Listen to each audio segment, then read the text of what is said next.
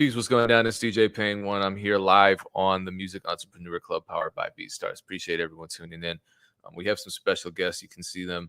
But first, I have a couple of announcements to make, and then I will formally introduce them. First things first, the BeatStars marketing integrations webinars are really helpful ways for you to figure out how to use every tool available on the BeatStars platform. Everything from email marketing, chatbots, text marketing. They cover it all. And check it out, beatstars.world/webinar/April-2021, APR-2021. Sydney's going to drop the link in the chat so you don't have to translate what I just said into actual text. But definitely, if you're not using all the integrations, man, the MailChimp integration really changed my whole approach to marketing. It helped me quite a bit, and you can do the same with SMS as well. So text messages. And we've talked about that in a couple past sessions with other BeatStars users, other producers that have been using text. We'll talk about it more in the future. Also, the beat tape that's dropping this Friday is top secret. I don't even know anything about it. They just tell me there's a top secret beat tape coming out on Friday. So if you want to investigate, check out at BeatStars, all social media. I guess they're dropping clues. It's like a whole mystery. Now I'm interested. I don't know who is behind this top secret beat tape. It's got to be something cool. So just follow along at BeatStars. Maybe it's them. I don't. Is it you? Don't tell me if it is. All right, don't say anything. And then the other thing too is I talked about it last time. We're giving away 3 copies of Ozone 9 Advanced. It's a $500 plugin. But it's their new version that has the music rebalance, which is amazing. Dope Boys, do you use Ozone or do you use any Isotope plugins? Yeah, but we're still on version 5. Ozone 5 though. Yeah, Ozone. Okay. Okay, well here are the details. Here's all you have to do is follow BeatStars on Instagram at BeatStars and watch their story, because they're going to post a story with a chance for you to enter to win. We're giving away 3 copies. You have to know the password, though. The password is balance, in honor of their music rebalance option, which I use I don't actually have Ozone 9 Advanced. I wish I did, but I have RX8, and they have that music rebalance function there, and it's just amazing. So if it's anything like that, you definitely want, even if it, whatever, regardless, you want this plugin. And if you can get a free version of it and save $500, even better. So the password is balance. Follow BeatStars on Instagram, watch their story, and just be aware. So when they post about that contest and you get your chance, reply with the keyword balance. Cool. Thank you so much for joining me. This was last minute, so I appreciate you saying yes to this. How's everything going? Where are you right now? I know you moved, and it was a big move. It wasn't just across the street. It was from another country. It wasn't around the corner. Yeah, we changed countries pretty much. I moved here first. My brother came a year later, and we live in Cyprus now. Yeah, Why for those that don't know, Cyprus? I was going to say, like, for those who don't know, that's like a tiny island. It's a tiny island next to like Turkey or in Greece. Yeah, and I don't know, pretty much for just a different type of living. Came here because online business wise, it was a good decision, and turned out it's not just a good decision in that regard. It's a good decision overall. It's nice weather, nice people, and we are half Greek actually. So we're not too foreign around here. Exactly. So when people approach us, they speak Greek because they assume, okay, these guys are from around here. And then, sometimes that goes okay, and sometimes it doesn't. It doesn't. Yeah. Oh, how's the food there? It's amazing. Okay, I know we want to talk about beats. I just want to know what's the best food that Cyprus has to offer. What's kind of the thing that you eat out there? It depends on what you like, bro. Like my mom, for example, is into fish a lot, or our mom. Yeah, we're actual brothers. Yeah, and there's a guy around the corner in the city who's very, very good at that. and like under the week you can go to a fish market where you can buy fresh fish, and you can actually take it and bring it to their restaurant, and they prepare it for you. So it's very, very fresh and very good. Or if you're into other stuff, but personally, I'd say you might have a hard time if you're a vegetarian or vegan. Yeah, the Greek traditional cuisine doesn't work. It's big on meat and fish. Yeah, I know. I went to Greece with a vegan, so he just ate a lot of, you know, at least you guys eat potatoes there, so that I don't think it's not exactly a That's about it for yeah. vegans, It's not a balanced diet. salad. Okay. And well, salads are good, but potatoes and salad, you can't thrive off of that as a human. Okay, cool. So you did reveal that you're both brothers. I know we've talked about this before, but quickly, because a lot of people are tuned in now that weren't tuned into the first conversation we had. How did you become a production team as brothers? That seems rare. By the way, sorry, is that live now? Are people watching us live? This is pre-recorded. Okay. Yeah. So now no one knew that until you said it. Thanks a whole lot. Okay. This is one of the pre-recordings. We had to pull it off because of the time zone difference. Yeah. Okay. So you know, with the whole music thing, I guess it all started by me starting off as a DJ. I was 15 back then, and I, started DJing in clubs that I wasn't even allowed to be in yet.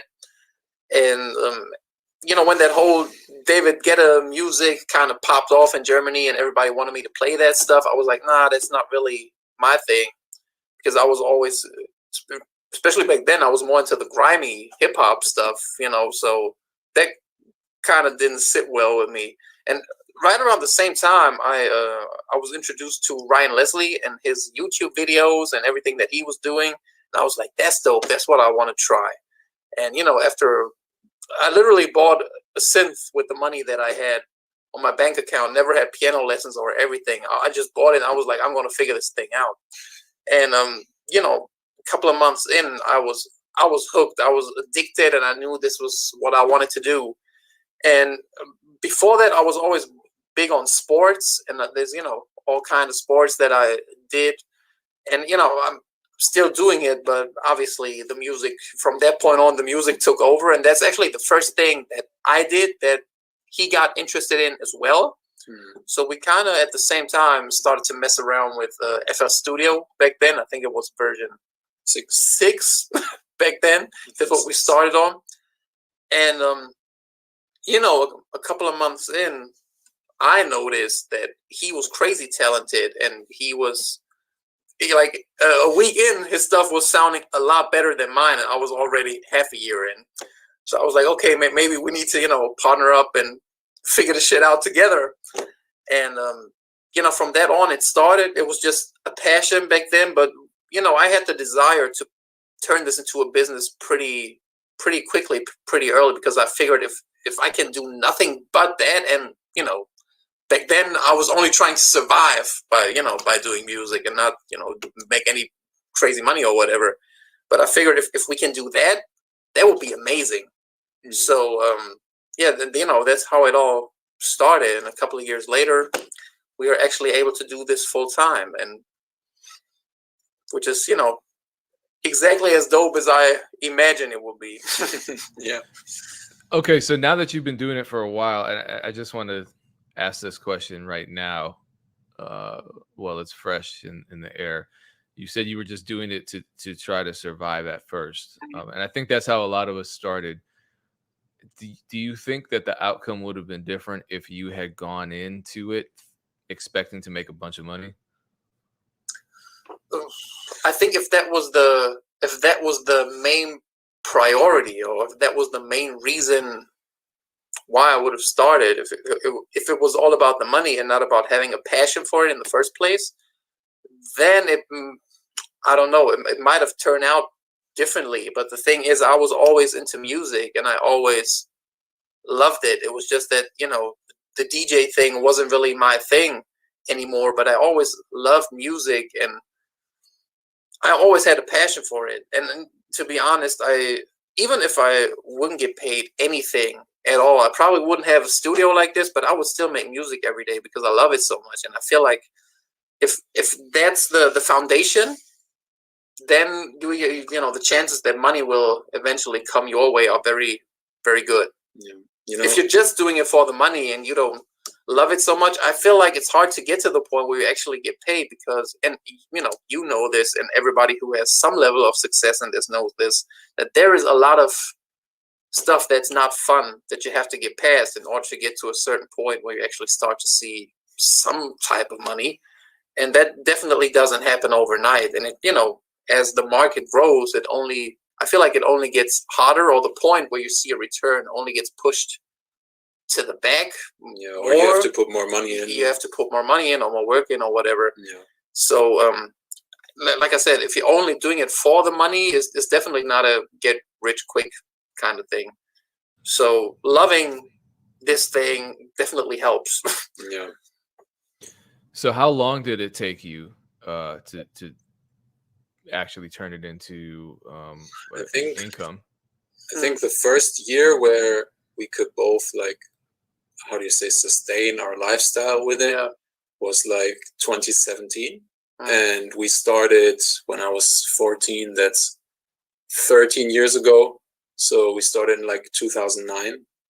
So in 2009, and I would say 2016, 17. Yeah, that was when it started to like go very well. When the how do you say it? When the tech people in Germany really came for our asses. Yeah. Okay, so that's 6 years then, right? It took about 6 years. Yeah, about 6 to 7 years. Yeah, that sounds about right. What were some of you mentioned that in order to get to that point, you have to get past a lot of hardships and difficulties. What was one of the biggest hurdles that you had to jump over to get to the point where you're making a living off of beats? I think one thing that everybody who does who produces music or is a musician, involved with music or arts in whatever kind of way, if you at some point decide you want to do this full time, you obviously share it with friends and family. And there's been some exceptions that I've come across, but the majority of people are being told that this is not a good idea and they should definitely, do something else with their lives. And we are no exception to that. Even though, parents and friends thought that we were somewhat talented, they still thought that, pursuing this as a full-time job and as a career, to them it always seemed like playing the lottery because they didn't understand the whole online system. And, being a music producer, they always thought of people like Timbaland. So you're going to try to become a superstar? So is that what you're trying to do? And, it just didn't make any sense to them. But, even though I came across this whole online beat selling thing when I was like 18, 19, it wasn't nearly as established, or developed as it is today. I still saw the potential in it. And I, figured we can actually do this. But yeah, everybody around us told us like, this is not a good idea. You might want to do something else. And then again, once you figure out how certain things work, you start to realize that in order to make money, you actually need some money. And when you're young and you don't have rich parents, you usually don't have enough. So, you start to do all kinds of fucked up jobs in order to save up and in order to invest in certain things. There was a time, I remember this because it was scary. I was afraid of at that time. When I moved in with my now wife back then, we the first year I think my bank account was never not in the red, and I remember I had just booked I think $200 on SoundClick promo back then, and on the same day I went grocery shopping and I wasn't sure if they was gonna accept my card. Because, I was in the red, but I was determined to the point where I would still buy a promo and risk having to put the groceries back because I wasn't able to afford it. Luckily, the payment went through, but that's the, level of, not nice things that you just have to deal with, or the level of determination, maybe if you want to call it that, or the way I took it very seriously to the point where, yeah, I risked, being in the store and not being able to buy food in order to buy, pay for promo and stuff like that. I'm not saying you absolutely have to do that. Please don't do that. Food is more important. But yeah, I was crazy to the point where I did that, and it definitely wasn't nice around, back then. Yeah, I'd say for me personally, maybe like doubts in yourself, like when you hear your own music at the beginning. Of course, you're not as good as the people you look up to. Yeah. And, you sitting there knowing that there's a mountain of stuff that you kind of have to figure out, not only about music, but also like the whole technicalities, the mixing, and also the business side of things. Yeah. You knowing there's all of this stuff that you have to figure out in order to like make it. It can seem kind of scary. And when at the same time everybody else is telling you it's about what you're trying to do is a bad idea, or it's risky, or do this, or why don't you work in the bank, for example? Why don't you become a teacher? And it's like the doubt that you get from all the other people and the doubt that you maybe have in yourself. That was probably for me the hardest thing that I had to rise above that. To just go through it like anyway. Okay, but the woman you were living with, who's now your wife, she must have at least tolerated. Maybe she was lying to you the whole time and saying that she supported you, but she believed in what you were doing. Yeah, and I'm not gonna lie. I feel that that's one of the big reasons why she ended up being my wife, because she, just like myself, she saw the potential in it, and she saw the work that we put in, and I always knew that it will take some time, and that's what I told her. And like I said, she understood and she supported it, and she not once ever has she told me like, maybe you might want to look into getting a real job, like a lot of people will call it. She never did anything like that. Like when we met, I was fat and broke. So she must have really liked me for me. No, but hey, that she made an investment, and now you're not fat and you're not broke, so life is good for her, right? Exactly. Yeah. All right. So what are some of the main habits that you formed, and some of the main actions that you took that really decidedly helped you turn making beats into a career? For me personally, it's just working on your craft a lot. Like I always like, parallel to like making beats and everything, I was always a lot into playing the piano. So like classical stuff. I was a lot into like classical music, and even though some people might think it's boring, I think it's kind of awesome. But just that kind of gave me a different view on how people treated their craft back in the day, because people did some like crazy shit in order to like achieve what they did and to get that good at playing their instruments and stuff. And I was very like hardcore into getting better at what I'm doing, like getting better at mixing, mastering, playing, making beats, to the point where I even like studied music production in college. And I think all in all, like the stuff that I picked up from, especially from college, I'd say I still like benefit from that a lot nowadays. And habit-wise, I'd say I just practice a lot. Like there were days where I practiced piano for like 6 hours a day or something, and that's kind of the stuff that I did routinely, which I don't do as much nowadays, I have to admit. But I just worked a lot on my craft. There's this notion nowadays that in order to become a music producer, especially in the hip hop and trap genre, you don't really need to know music and theory and all that type of stuff. And I definitely don't know a lot about it, but I can make dope beats. But I can tell you, just from working every day with this guy over here, if you actually know about that stuff, it's a lot easier and it is a lot faster.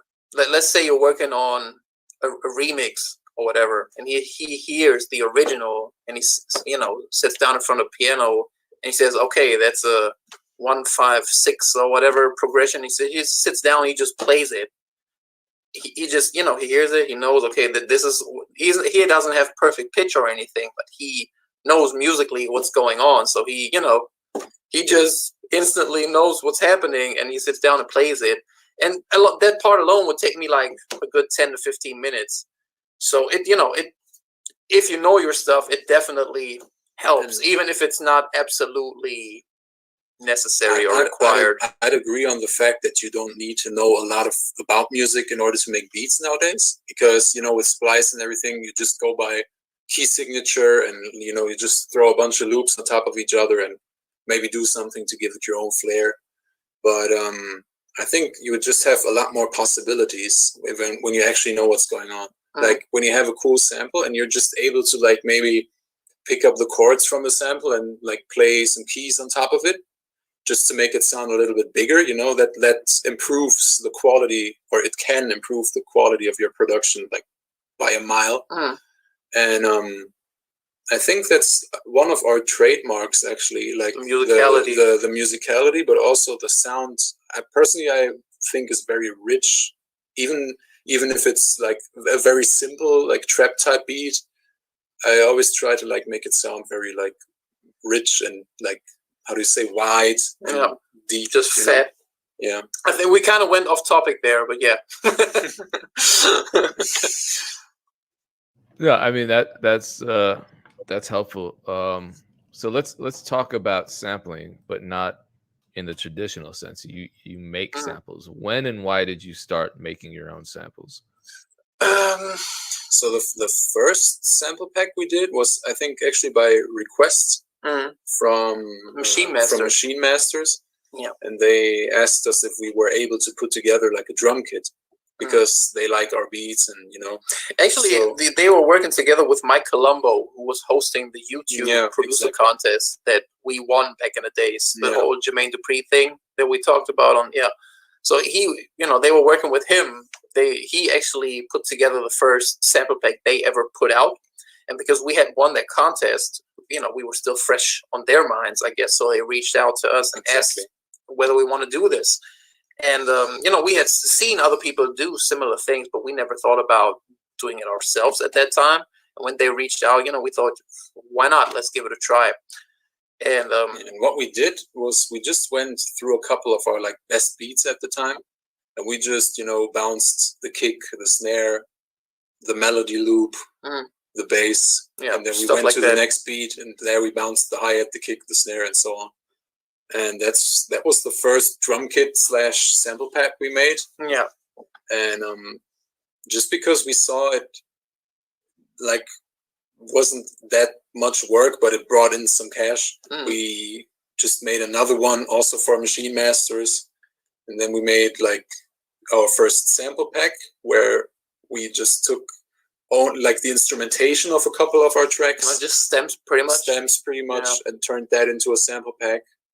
And so the first couple packs were basically just like recycle what's in our beats. Yeah, very, very basic. And then around that time is when Frank Dukes came around and did the Kingsway thing, which, at that time, and we always looked at, whenever somebody drops something like that, or something that, changes the way things are done or things sound, we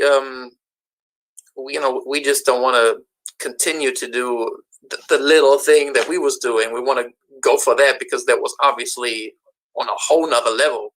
And I always felt like we have, because of his musicianship, and because of the DJ and the knowledge about, especially about like old school music that I had from my DJ days, and from our father's influence, who is like big on old school funk and soul records. I felt like we have the background to pull that off. If we keep working on it, and that's what we did. And then at some point, luckily, our business was growing. We had a lot more money that we could put back into this. So we invested in session musicians, and actually got people to play real instruments. And at this point, I'm there's always levels to level up to, but at this point, I'm very, very happy with the samples and how they sound and how they come out. Yeah, I want to talk about your process for making samples and some of your favorite gear, but first, your samples have been used in a lot of pretty big songs, including Eminem's "Kill Shot." Yeah. Quickly, how did the "Kill Shot" song happen? How did that producer get the sample, and how did you find out that it was out?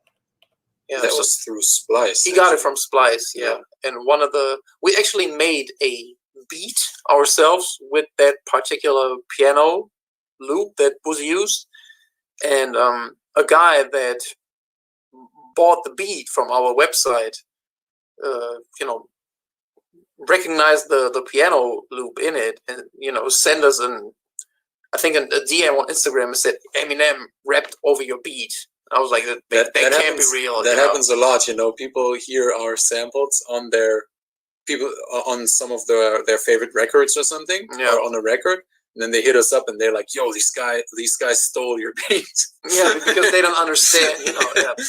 But we figured it was one of those things, or somebody did a remix or whatever, and then they sent us a link, and we went to the YouTube video, which was actually an official. It was just a picture, but it was on his channel. It was obviously our piano piece that was used. And at that point, we realized, okay, this thing's real and this is kind of dope. And while we thought this is kind of dope, we instantly saw the downside of doing royalty-free loops, But at the same time, we figured, hey, if it wasn't for Splice, it probably wouldn't have ended up on an Eminem record at this point, of where it's at with the sample business that we got going. So it was, dope on one hand, and on the other side, we were like, damn. But it definitely increased the check on that end, on Splice's end, that we were getting on a monthly basis. So we kind of still ended up winning overall, because our loop was used on an Eminem song, and we were making more money because of it, just not in the traditional way. Yeah, so a lot of people wonder, and people reach out to me all the time. I'm like, why are you asking me this? I have nothing to do with Splice, but a lot of people wonder if the samples they download from Splice are truly royalty free. And since your sample was used in the song by the highest selling Eminem is the highest selling rapper of all time, and they used your sample in an Eminem song. Yeah. What's the answer? So Splice samples really are royalty free because you didn't get paid shit from that. Absolutely. Yeah. Absolutely. Okay. And it happened on a bunch of other records as well. And there's one thing that I like about most countries in Europe that have this thing where intellectual property is always attached to the original creator. So even if you did like a royalty-free sample, and you still don't get paid for it because that's what you signed up for, but at the same time you composed it, and you're always mentioned as a co-producer, always credited as a co-producer of the record, even if you don't get paid a cent. And I think that royalty-free automatically goes hand in hand with credit-free. You don't have to credit this person. I feel like that's kind of fucked up, but this is unfortunately a kind of like a byproduct that has now become the norm of royalty-free samples. And I guess at this point it's just irreversible. It is what it is, and either you can live with it or you don't, or which is what we do. We just do both. At some point, because Eminem was the first one, obviously was a big one, but then there was Jeannie Aiko and Jeezy and Tory Lanez and a bunch of other people within the course of 1.5 years or so. I'd say don't. If you got the opportunity to sell your samples somewhere, even if it's royalty free, I'd still go for it, because the Eminem joint was a door opener for a lot of stuff. Yeah, exactly. But at the same time, we figured we always thought the quality was there to hang and to be on these songs, but obviously when you land on a bunch of them in, like I said, in 1.5 years, that's kind of like a confirmation or kind of like a stamp of approval there.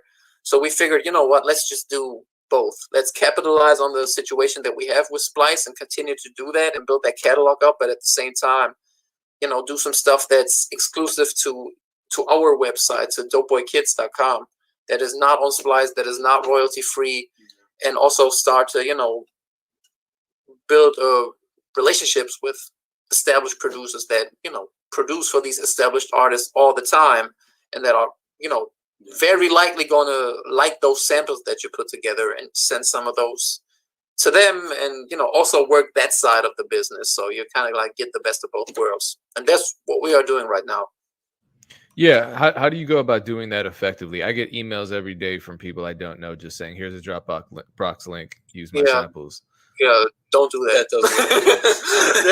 That's not, I mean, you know, how often do you actually download those and get back to people?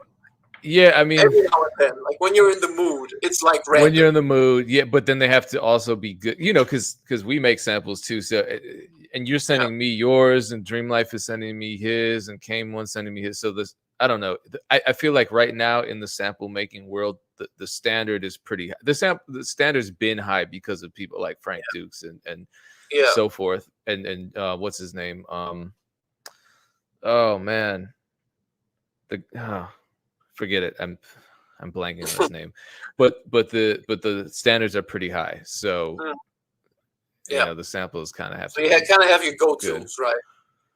Well, yeah, and thank you guys for sending me them. But it's like, if they're not that good, you know, do you really want to use them as a producer? Yeah, yeah, and, you know, like that's the thing. Like we have only a very few, you know, very selected few people that we send stuff that you would consider like established, or the guys that are working with, you know, some of the, let's call them superstar artists on a regular basis.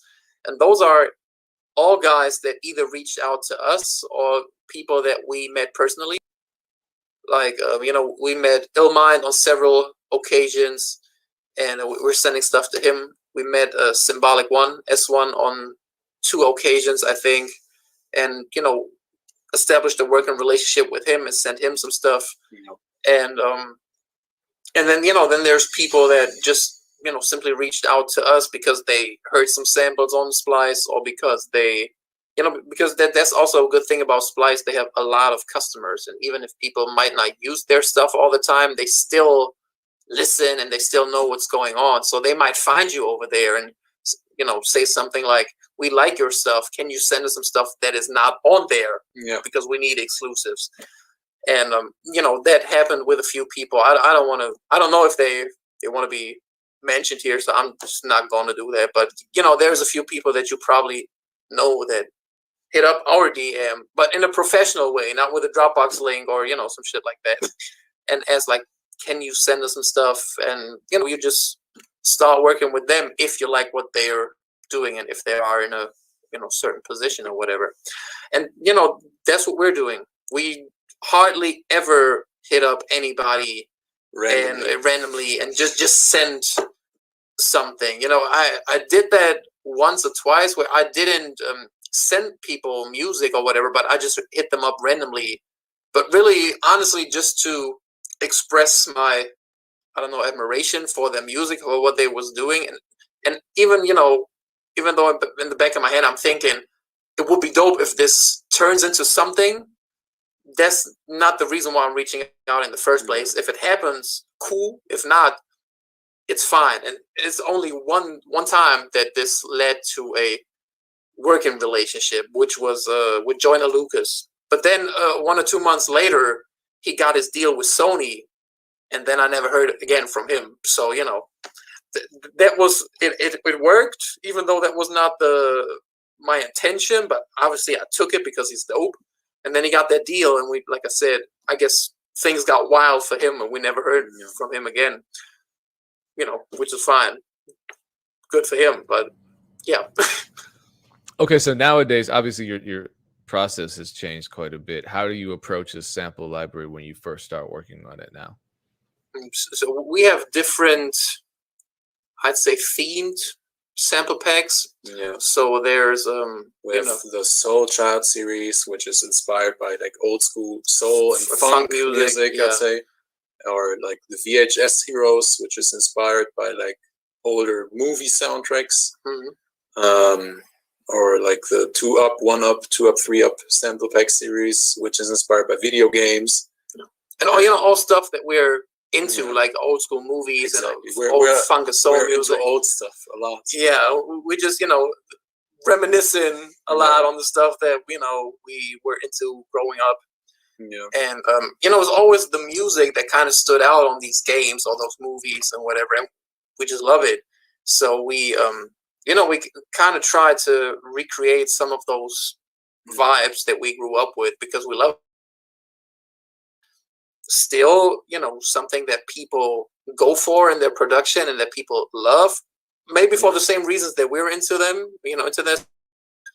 And like we just sit down and create pretty much whatever comes out, whatever we feel at that time. And then we have these different sample pack themes, and we just, okay, this sounds like something that can go into this pack. This sounds like something that fits into this. And at some point, you just have 10 to 12 ideas that you feel strong about and that fit a certain theme.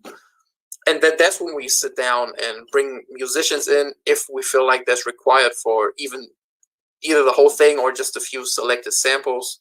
And once we got that, we mix and get it to a level where we feel like it sounds cohesive, get the artwork done and everything.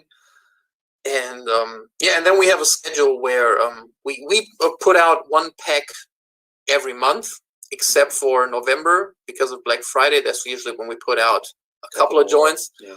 But that's usually our approach. I know like there's people that put out a lot more stuff, but there's only a very few that can put out more stuff on a high level. On a high level where I feel like, okay, this is equal to the quality and the amount of work that we put in, but they're just putting out a lot more. Yeah. And like I said, there's only a few. Dream Life will be one of them. And that's pretty much it. Yeah. When it comes to the creative process, I'd say goes a lot by colors maybe. So for example, if I hear an old song and there's a certain texture, like let's say a hi-hat and a bass and a guitar that does like something, and I think, oh, that sounds kind of cool. I try to recreate that and make my own version out of it for like a skeleton, and then I add stuff on top of it. Yeah. And that's how a lot of those samples actually come about, I'd say, when I make them.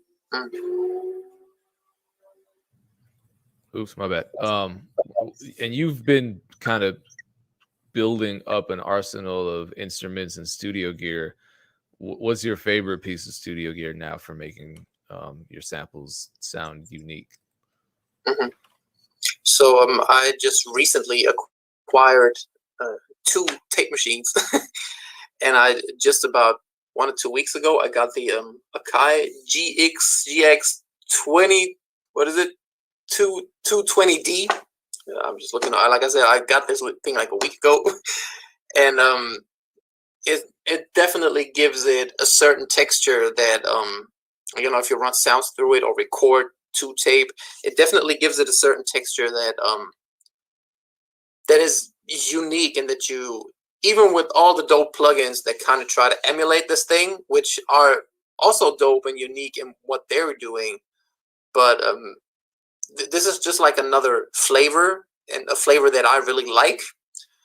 And like I said, I've just started messing around with this, but I can tell I'm going to use it a lot. Like I think last week my brother put together a sample which is pretty much a piano piece. It's just piano for like 2 minutes or something, and I put this through the tape and played around with the pitch a little bit, and it also manually did this on the tape to kind of give it that wobble at certain points, and it definitely sounds dope compared to the original that which is obviously what you do. You got the original, then you compare it and process it a little bit more, and it it really gave it a nice texture to the point where now it, even though it was composed in that vein, now because of the tape and because of the editing, it really sounds like something that might have been taken from a 60s or 70s vinyl or whatever, from an old movie, or it definitely enhances that the authenticity and the feeling of this is something from an old record. This is not Keyscape and or another VST with a little bit of reverb, stock reverb on it. Yeah. Yeah, I'm still a very in the box guy. Like all the studio gear you see on Instagram and stuff, that's all his stuff. I just love to like emulate stuff on the keyboard, for example, like guitars or something. I just like to emulate that on the keyboard as good as I can, and I'm just hyped for when the actual musicians send back their stuff. Yeah, that's the people that play my stuff. That's my favorite part. It's definitely. But I think he's a good example for that. It's more important how you play and what you play than what you play on, because all the great equipment in the world is not going to turn trash into something amazing. And we all are suckers for when there's a new VST out and you hear those demos. For example, an organ, a B3 emulation, and you hear people doing all these crazy things, and you think like, this sounds like a real organ. But when all you can do is and that's it, you can only do so much with it. But when you can actually play like the person that would play the real instrument, that's where the authenticity comes in, and where it sounds like, or where it sounds close to the real thing. Or when he, like you said, tries to emulate a guitar solo on the keyboard, and he tries to spread the chords, not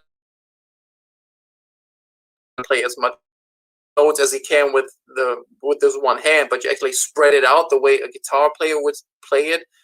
That automatically gives it more authenticity, because now you're actually using the notes and the strings and the spread like you would use it on a guitar. And like I said, because of the skill that he has on the keys, he can do things like that, and it sounds a certain way. And I feel like the two combined, like me being a nerd for the technical stuff and for the equipment, and I'm just getting started, man. And with him being the music nerd and the guy who really knows his shit, if that together is a good combination, I'd say. And obviously, once you bring in the guys that really know their stuff and they play the real thing, and they just add the stuff that you cannot program, or that you would not program on a VST without actually playing the real thing, that's when the magic happens. And that's when a sample that was originally 1 minute now becomes 2.5 minutes, because there's so much dope stuff that you cannot cut. So you kind of have to make the arrangement work where you can fit it all in, because it's too dope to cut out. So I remember the last time we spoke, you said that beats were what made you the most income, not sample libraries. Is that still the case, or are they starting to become kind of even? It starts to become kind of even. Definitely. I think it even is at this point. It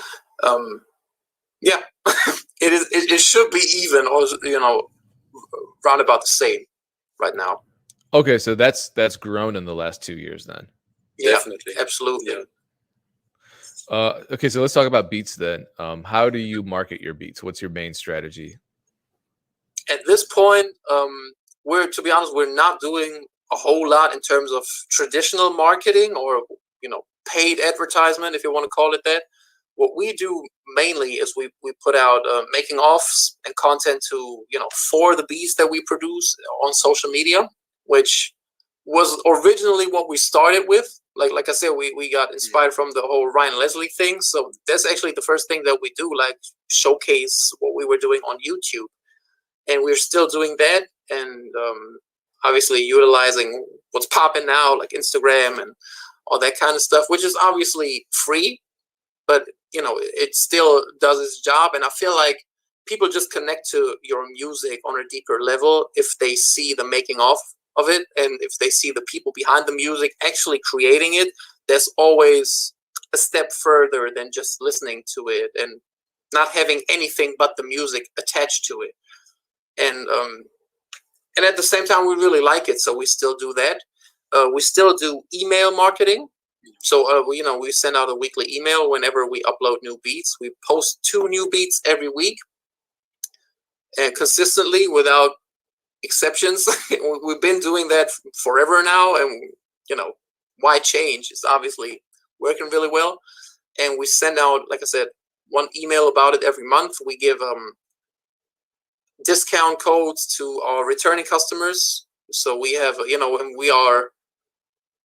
we try to keep that email list as clean, meaning as, interactive as possible. So, when, I don't know, there's a person that hasn't opened an email in 4 months, we, just delete them off the list.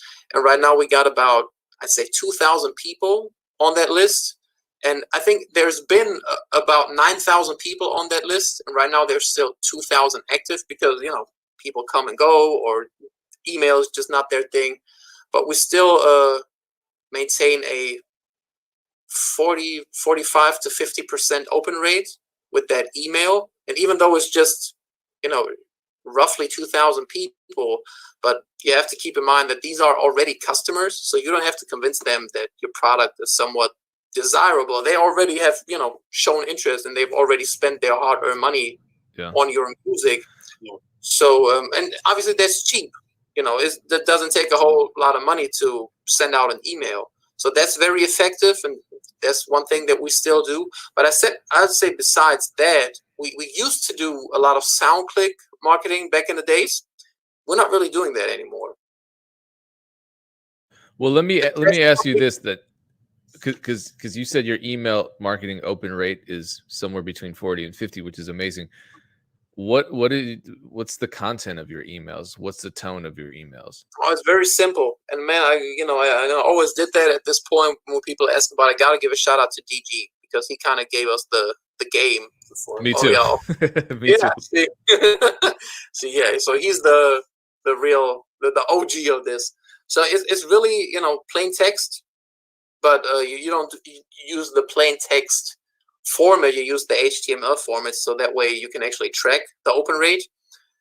But you only put text in it, and you keep it as simple and as straight to the point. Kind of like, talking to a friend. Not really is a business reaching out to you with a new product, trying to sell you something, fancy pictures, more like all that type. What's good? Yeah, like we uploaded 2 new tracks to the site. Yes, maybe a little backstory to the beat, or what we imagine or what we were feeling when we created it. Because, like I said, having the the additional information to that production kind of creates a deeper bond with what people hear than just, here's a beat, we called it fire, whatever. That that might work for some people, but if you actually tell them, like, we based it around the piano, or we saw this movie and we wanted to do something like this, and this turned into that whole thing. Like I said, it just goes a level deeper than that. And we personally like that, and I feel like people who are really into music, they appreciate these backstories or this additional information, and that's really it. And what we also do is, when you write the email, you get like a preview of how it will look like later on, and it also has this like smartphone view, and we always make sure that it fits on like one page of the phone, so that you open it, you see the whole thing. Yeah, it's just, you open it up, and it's like 5 lines with a hey, and then 5 lines, and then yeah. And we one thing that we always did is we give out free content for people signing up. Exactly. And we also send out 1 freebie that is actually exclusive to the people that are on this email list, and these are not on our store. We send out 1 of these every first of the month. So just by staying on that list, you get like 12 freebies a year, and you never have, if you decide to buy something from the store, you never have to pay the full price, which is not the worst look for people who want to buy some beats, or to just get beats for free. Even for that, there is a good reason to subscribe and stay on there. And, you know, we've been doing that ever since we created that email list, and we stay giving out coupon codes and free content, and it's still working like it did, like, I don't know, 4 or 5 years ago when we started doing it. What are some beat selling mistakes that you made early on in your careers? I think this is like very early, like 2010, 2012, 2011 SoundClick, when we really, which was like, you know, no BeatStars around, no Airbit, My Flash Store, nothing was around back then, just SoundClick.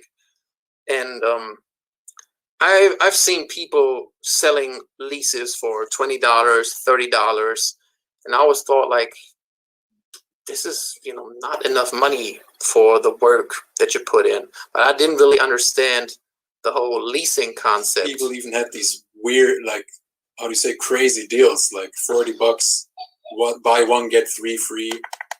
So I'll be back in 2 minutes. On first sight, it looked kind of cheap, but you know, the thing is, since you're selling a digital product, like the whole leasing thing behind it, like getting a grasp on how that works, that changed a lot. And, you know, maybe not think about your content like from that exclusivity perspective, if that makes sense. Yeah, that changed for me quite a bit. And so do you run bulk deals right now on your beat store? Yeah, at the moment, we pretty much all the time we have a buy one get 3 for free type of deal going. So you pay like the least expensive one is like $50. So you pay $50 for like 4 beats. You get a basic license. Yeah, and you hear a lot of times that there are a lot of producers, and I don't think any of the producers that you hear this criticism from are actually making music for a living, but you hear them say that those kinds of deals, or even leasing in general, devalues the art. And as somebody who puts a lot into the musicality and the art of the beat, how did you get over feeling that way? Personally, I believe someone might feel like it devalues the art, but at the same time, it increases the value for the people who are actually interested in buying beats, you know?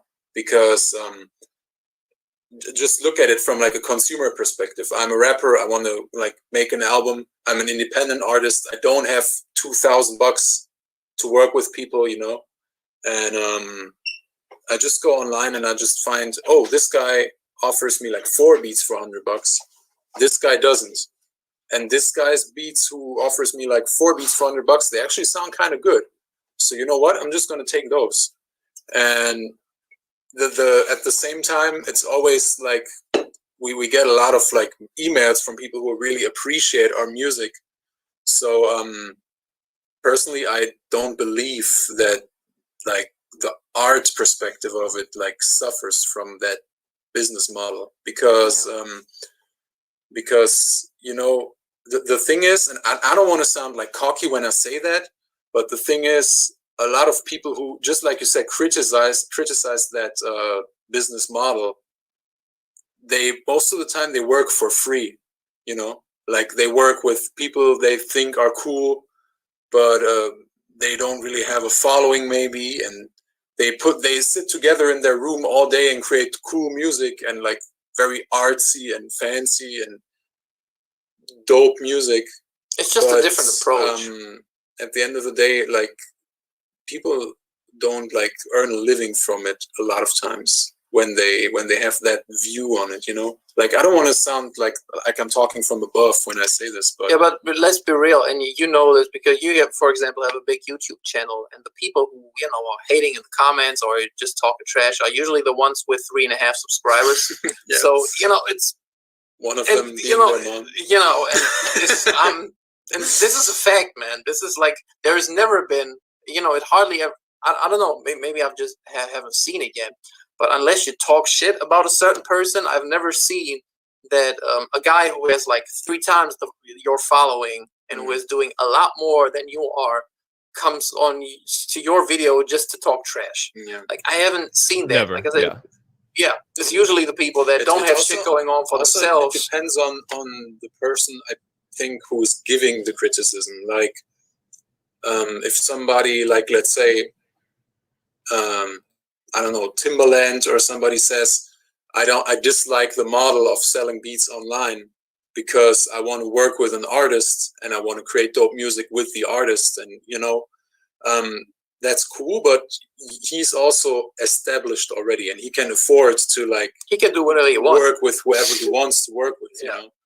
And I think, just like I said with the, like, before with the sample packs, we did the royalty free stuff, and it opened a lot of doors and opportunities.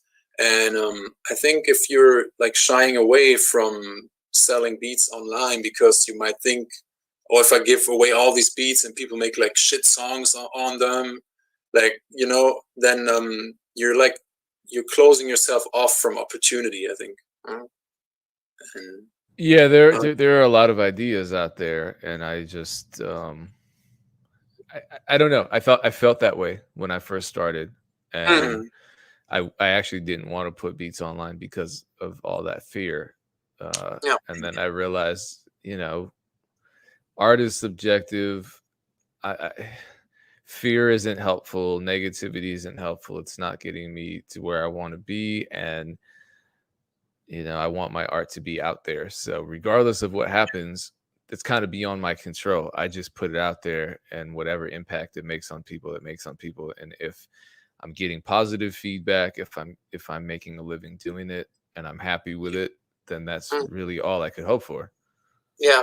Also, regarding the criticism that a lot of people have with selling beats online, which is like, you sell a beat to somebody you don't know, and then they make a shit song on top of your beat, and then, like, you have this shit song in your, like, portfolio.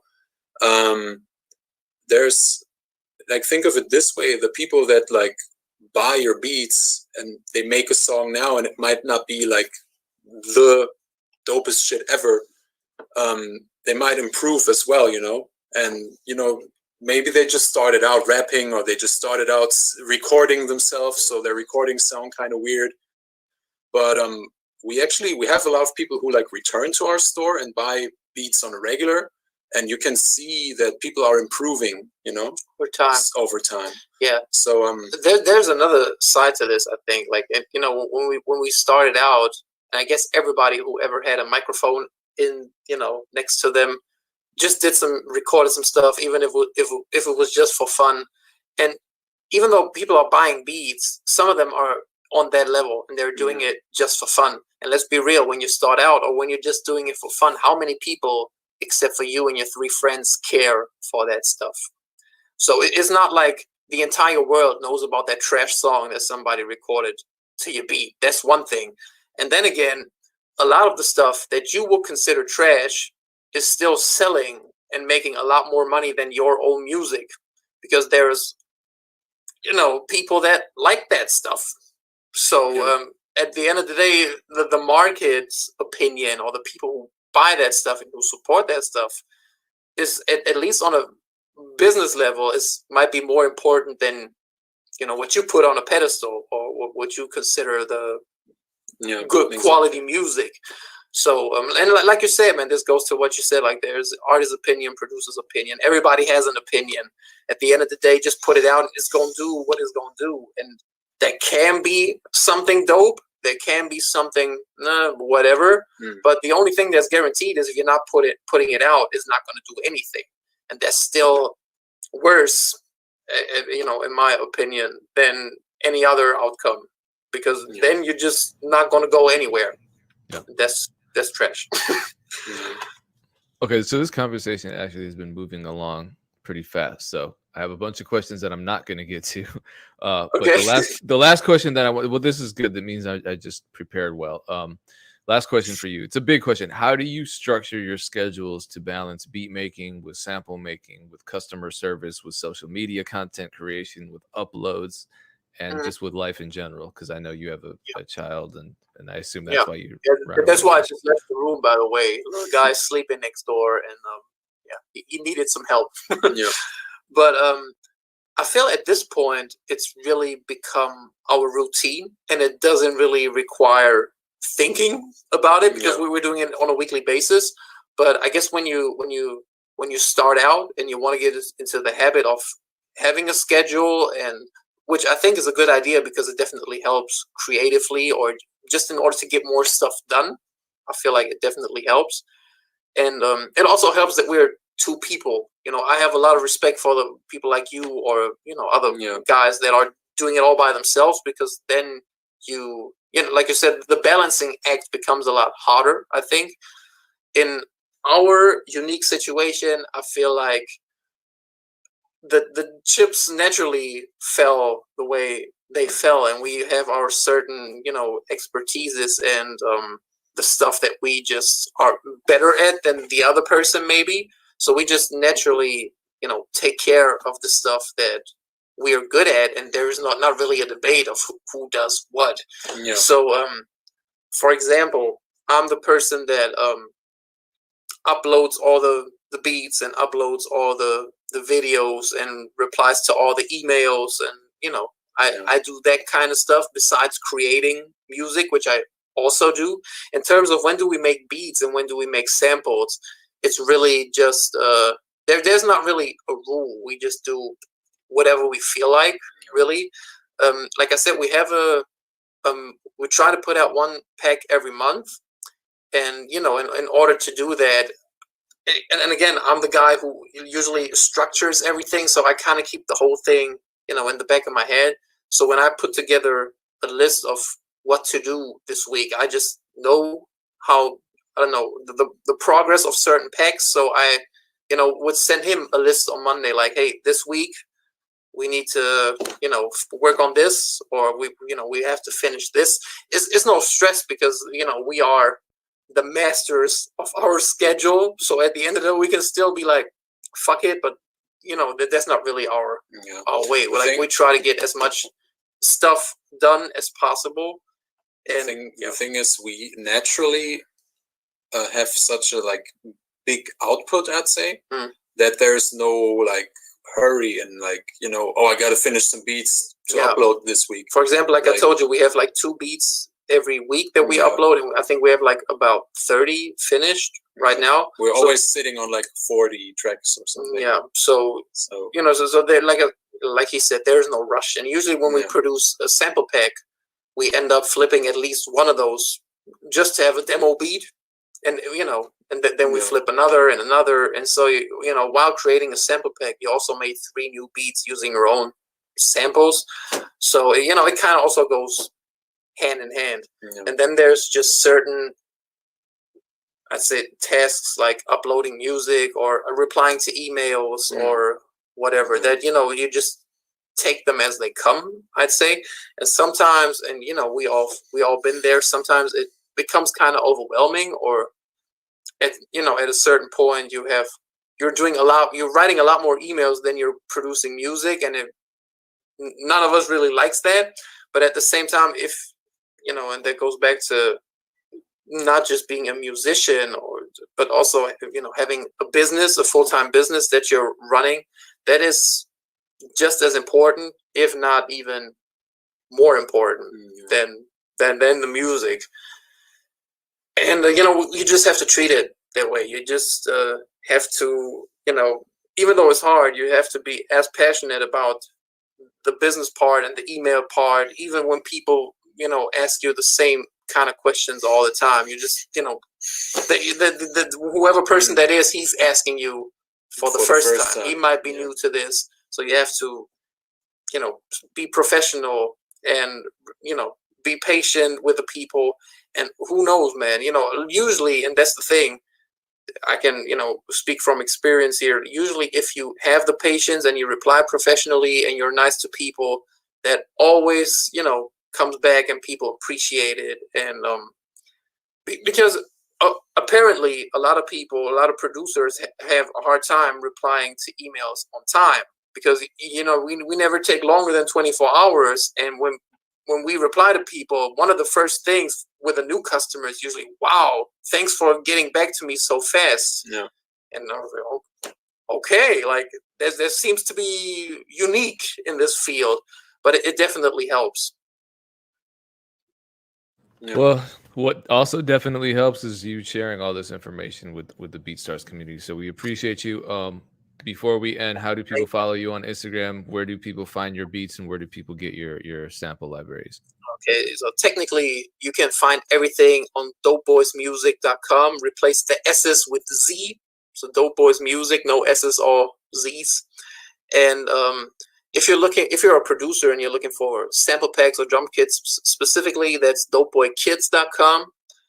And yeah, at DopeBoyzMusic, at DopeBoyKids, on pretty much all socials, including Instagram, Facebook, Twitter, YouTube, you know, whatever you prefer. If you type in DopeBoyzMusic or DopeBoyKids, you're gonna find us.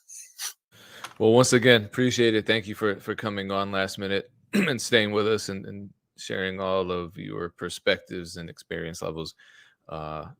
Much continued success. I have a lot of questions left over, but maybe we'll do something in 6 months to a year, a follow-up interview. We'll see how that works. Yeah. All right, Sure. have a good day.